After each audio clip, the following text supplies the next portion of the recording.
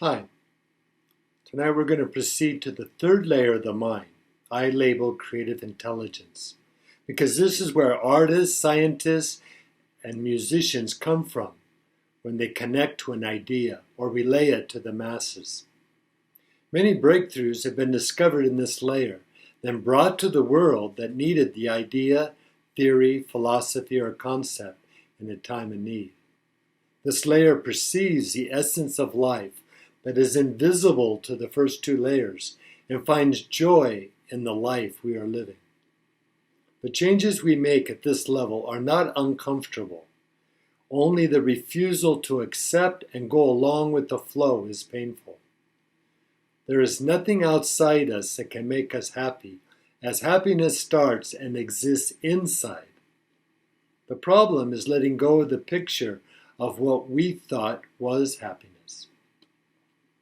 This is our second coming because we put an end to ignorance, bringing a calm, positive attitude. So when we approach problems, they cease. When our problems change to puzzles, innovation, creativity, and peace appears as we start to flow with the loving energy of the universe. As we honor and trust our spiritual path, our intuition grows and evolves to become a guiding star through our pain and difficulties as we grow into our higher self. When we are aware and appreciate everything in the present, that is when opportunities arrive, and life becomes an experience, not a problem. Albert Schweitzer said, "Success is not the key to happiness. Happiness is the key to success. If you love what you're doing, you will be successful."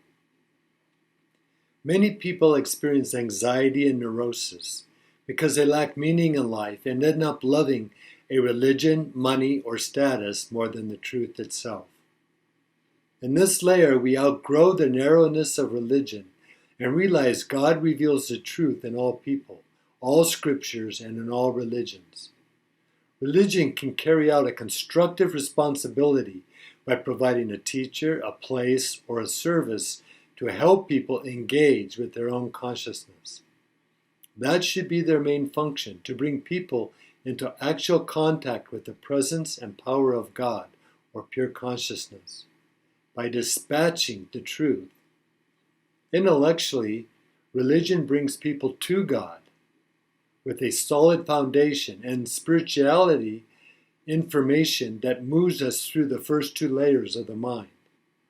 It is not a place for condemnation or the acquisition of money and converts, but the realization of truth, harmony, and the unity and peace of consciousness.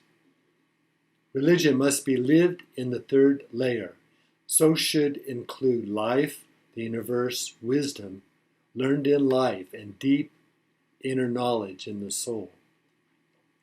Religion not lived in a rigid and fixed environment so is easily broken, caught up in beliefs, punishment, and rules, thinking God has no sense of humor.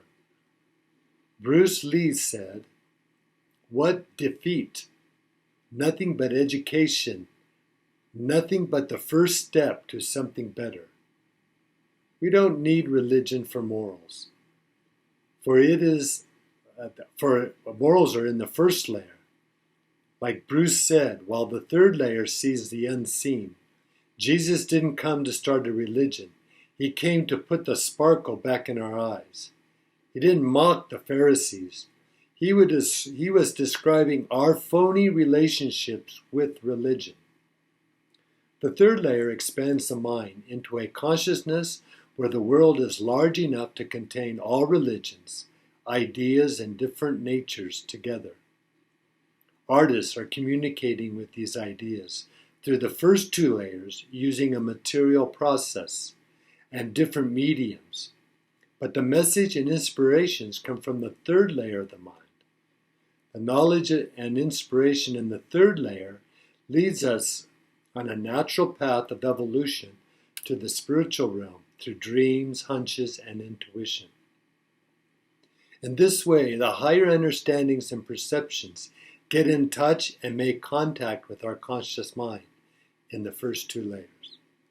The blues singer Van Morrison said, "Smell the sea and feel the sky. Let your soul and spirit fly." The prophets, artists, and saints, with their third layer open to suggestion, are able to receive sublime inspirations and then express them in words, art, or religious symbols. No one can say that God is unable to speak through these means, and we can receive these messages in our creative intelligence beyond our rational perspective. Siddhartha, from a rich family, saw a sadhu, a monk in town dressed in rags, emitting peace and happiness, and wanted liberation for himself and others from suffering in the mind. He eventually saw reality as it is without thoughts under the Bodhi tree, and he became a Buddha, realizing that suffering is in the first layers of the mind. The Bible in Colossians 3:2 says, "Set your mind on things that are above, not on things on earth." Taoism says, "Live the way life is and rise above the daily situations," while Christianity says the same thing, rest in inner peace by surrendering the will to God, which is nirvana, the goal of Buddhism. Many beliefs construct an experience of the universe that is narrow and not totally true, because they are created in the first layers, the first two, in an environment of fear. This limits our personal life because it blocks our direct experience. The nirvanic inner peace replaces the different experiences that we have that are opinions, positions, judgments, and prejudice. To get to the third layer, we need to take a leap of faith in creative intelligence, like the artists, because the third layer is beyond the rational mind and ultimately directed from the spirit. We are all on earth, but some of us are looking at the stars above and are able to rise above the pain, above the clouds, the storms, and find the sun shining above. It is a leap of faith because we all want to surrender to God and enlightenment, but we can't confirm that peace and happiness will come, so we leap into the experience. When we are free from all projections, distortions, and delusions of beliefs, we become an expression of the Spirit, not just a container. We will do good despite the dogma of institutions and religions that block our natural understanding of life. Religion brings us to God, but the third layer puts us in God, so our spirit lives in the unity of God with everything. The great Christian mystic Meister Eckhart said, "Theologians may quarrel, but the mystics of the world speak the same language." In creative intelligence, we regain our naturalness and genius, as scientists have discovered that we are not a static hang-up, but an arrow in evolution pointing to a greater being. When we choose to rise above the drama of the first two layers, inner peace begins, because the view is clear and others do not control our emotions. Einstein said that no scientific law is discovered without intuition.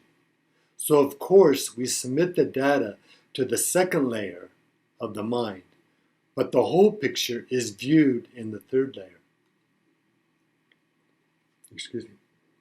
Creative intelligence sees thoughts in an expanded, brighter light, which enables us to see and piece different ideas, philosophies, and data together. Great ideas don't come from small-minded men. They first come from the higher, deeper layers of the mind before they are established in the first two layers.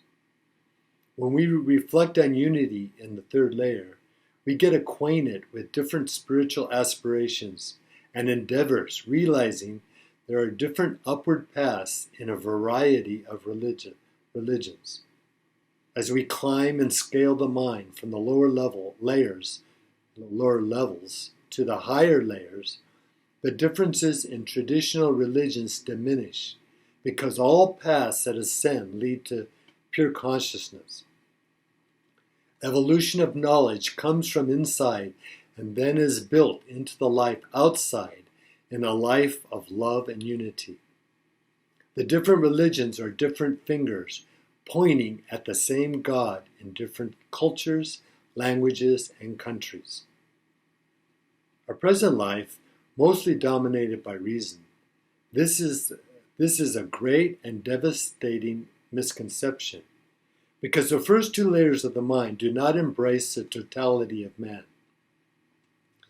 The contents of these layers consist of only a small part of the whole of who we are, but the next three layers form the greater part that has an enormous expanse with no designated limits. The totality of the first two layers is contained like smaller circles within larger ones.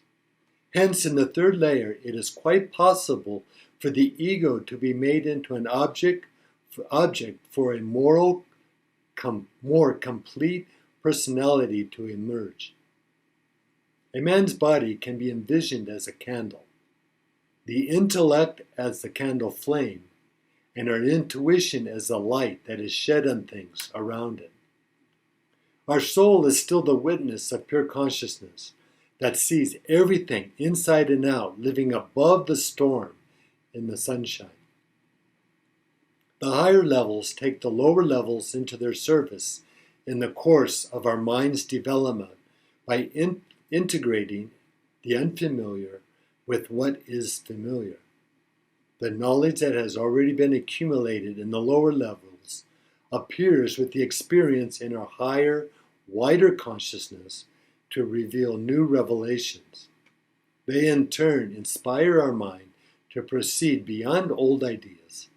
So the third layer, when taken into account, helps us to avoid drifting in a static, regressive pattern.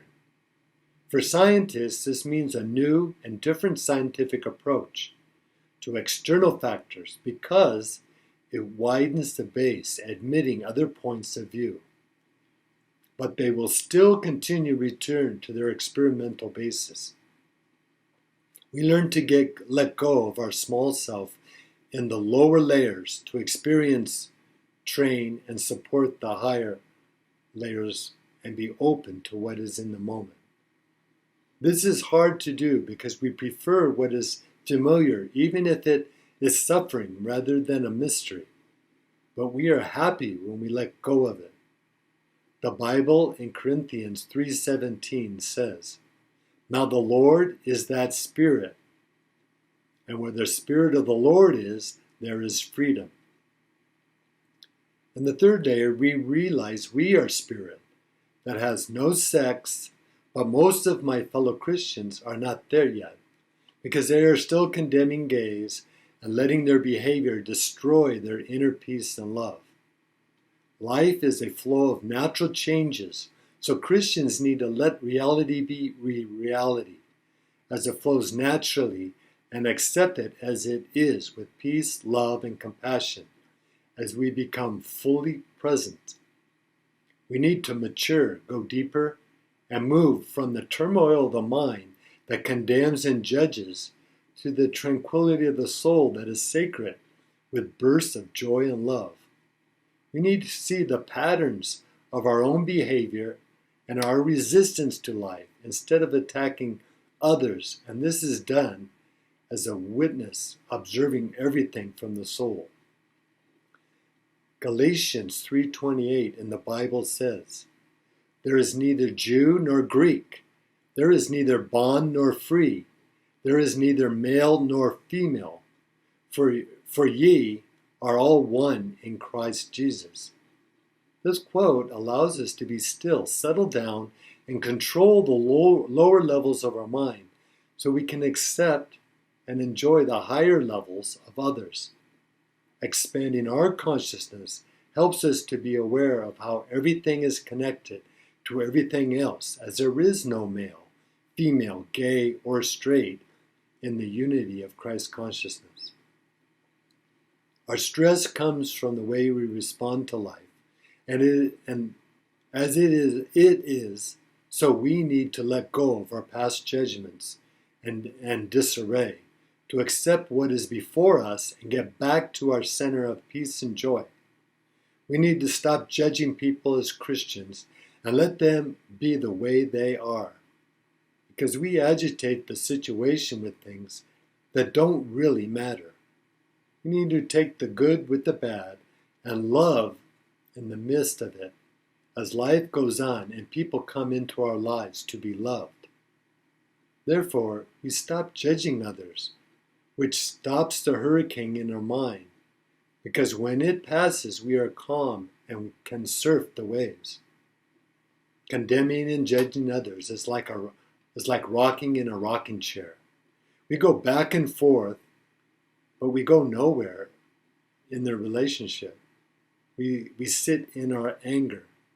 We listen to the noise of the lower level of our minds and go nowhere as we punish ourselves with anger for what we think is wrong. But if we eliminate our resentment, our health and life improves. The layer starts to empty the thoughts that block love so we can be cured and be happy.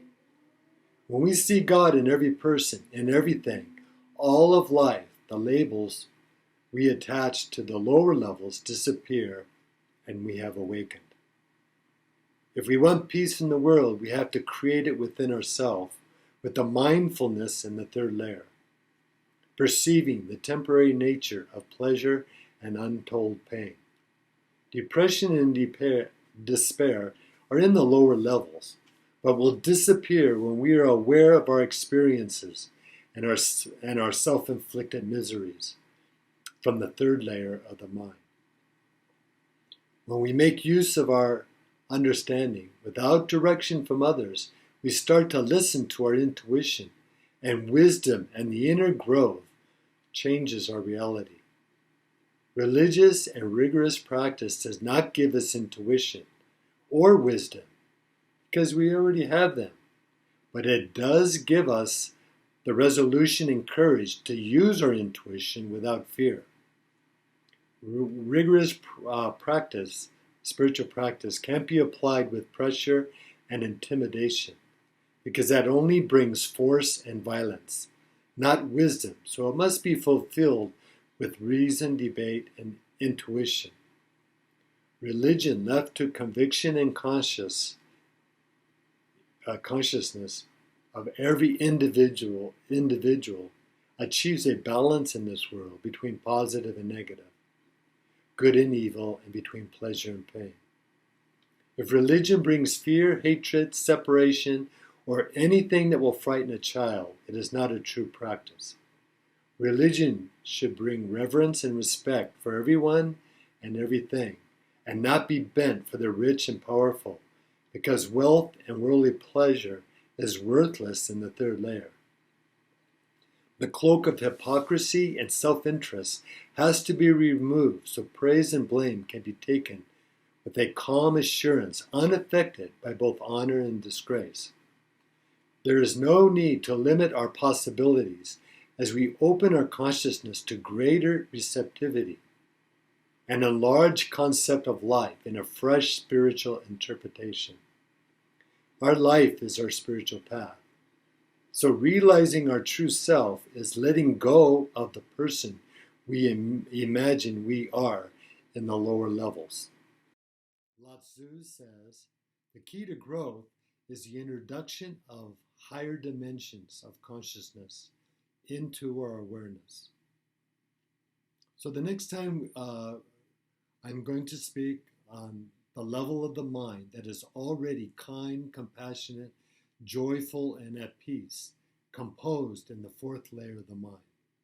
The third layer is in between the first two layers that deal with the physical world, and the last two layers, the fourth and fifth, that deal with the spiritual realm. So, thank you.